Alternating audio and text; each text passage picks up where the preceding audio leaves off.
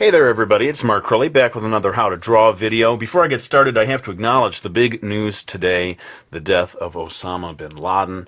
I think regardless of how you feel about the war on terror, you can agree that we all hope this will lead to more peace throughout the world, a little less bloodshed. But hey, you don't watch these videos to hear me talk about current events. Let's get into a drawing lesson. I am going to begin with a quick little time-lapse thing here as I teach you how to draw one particular pose, a guy sitting on the ground. And this was pose number 1 mentioned in my last video. Again, I'll time-lapse this. I'm just going to be drawing a couple of very simple squares here to help us get our lines in the right place.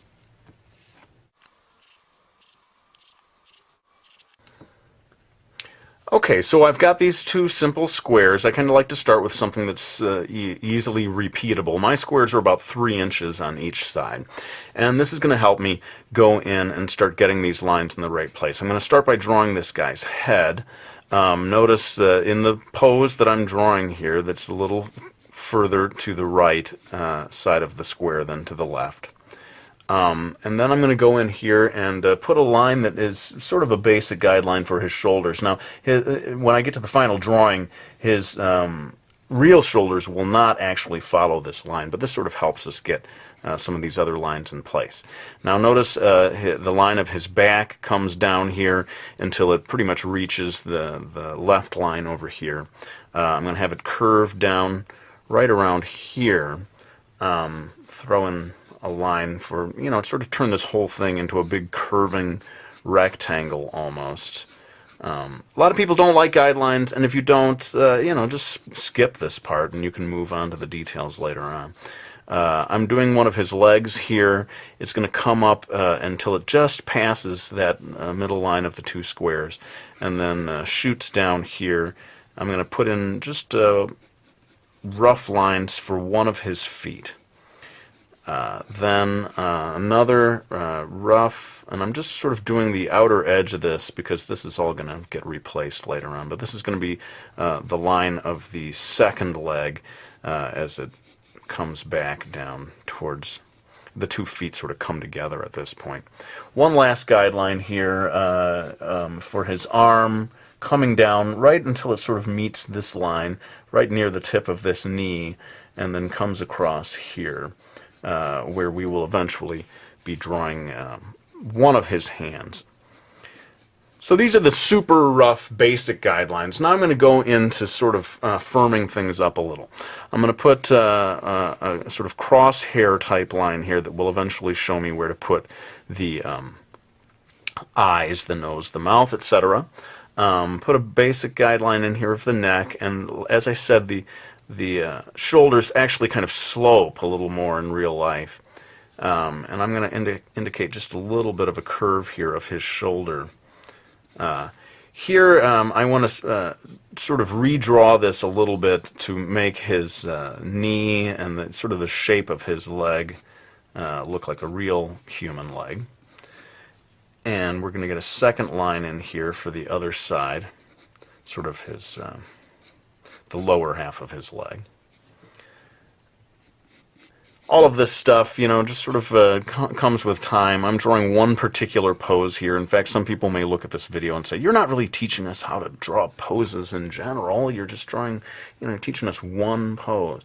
And I can try to do later on a video that's more like how to draw poses in general. But the truth is, I think it's always a combination of drawing poses in general and memorizing particular poses. That's the way it works for me. I sort of study anatomy. I try to learn as best I can the different body parts, how they fit together, but then I find that I have to sort of memorize entire poses. So you can see me taking what were these very basic stick figure lines of the legs and sort of making them have more mass and more weight and look more like real legs. Now it's time to get this other arm in place. The guy is sort of like resting his head on his hand, sort of thinking about something or whatever, and so we get a couple of lines in here to indicate the other hand, and maybe just a little bit of the shoulder. The other shoulder you can see just tucked around there. And I think at this stage you've kind of at least got the proportions of this particular pose in place. Now we can start to move on to greater details. I'm trying to do as much of this in real time as I can, but I may have to cut to more of a time-lapse thing towards the end. Let's go ahead and I'm going to draw what are supposed to be like headphones. This guy, I don't know, sort of randomly decided that he's sitting listening to music. So I'm going to sort of rough that in. And you can't really see the other side of his head in this pose, so it's enough to just get the basics of that in place. Then I could spend a whole video talking about the placement of the eyes, the nose, the mouth, and so forth, so sort of bear with me here as I dash this part in rather quickly. I think this is more of a video about the pose in general rather than getting too much into the details of the face. So I've got that in place. I'm going to just dash in quickly some indication of his hair.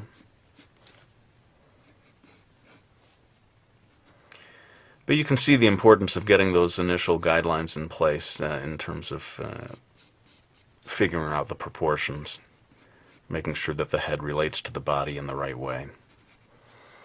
I'm going to make him wearing a bit of a hoodie. Is that what we call that? I don't really know. I'm no expert on clothing, but he's got this sort of sweatshirt type thing on.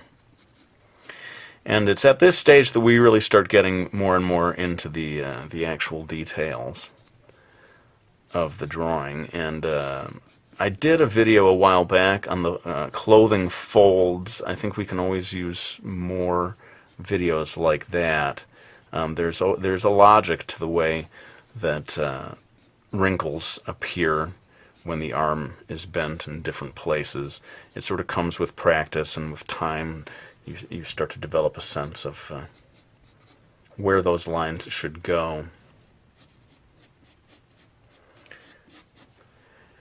Right here at the knee, almost invariably, even when the leg is not bent, you get a lot of wrinkles up here near the knee. That's sort of typical. And now that we're getting into the more detailed aspect, I'm going to have the pant leg sort of separate a little bit from that earlier indication of the lower leg. Do the same thing over here. This little area near the knee is where wrinkles tend to form a lot, and then also down near the feet you're also going to generally find a lot of wrinkles forming right there. I'm sort of refining things. I'm feeling like the arm here was a little too thick, so I'm sort of making it a little thinner. I think no matter how many years you've been working at drawing poses, you're never going to get it exactly right on the first go. You're always sort of erasing things and reworking them as you zero in on the final pose that you're working on. I feel like we need to actually move this down the line of his butt. You have to make adjustments there. Maybe a couple more lines here.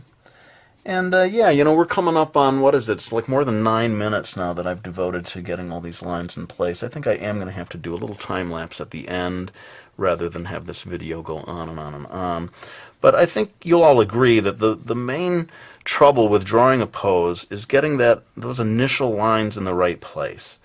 And once you've got the initial lines, you know, the proportions in there properly, you'll probably want the details of the drawing to be different anyway. You know, you may not want this to be, you may be using this pose for your own character, right? So hopefully no one will complain too much or be too disappointed as I kick it into time-lapse for the last minute or so of this video. So I'm going to try to zoom in, though, as I do each individual part so you can get a better look at the details of it.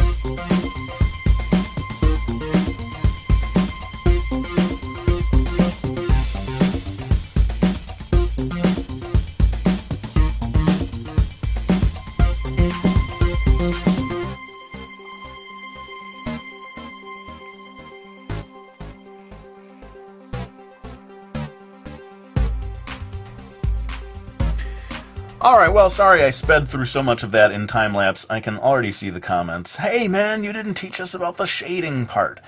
Looks like I will have to do another video that focuses on shading. In the meantime, let me go ahead and thank anyone who has supported me by getting my graphic novel series from HarperCollins called Miki Falls. There are 4 books in this series. We've also got a new series from Dark Horse Comics, Brody's Ghost, Book 1 and Book 2. I really do greatly appreciate you guys getting those books and for giving me your feedback on them. For now, though, I think I better put the pencil down. And as always, thank you for watching my videos, and promise that I will be back with another one real soon.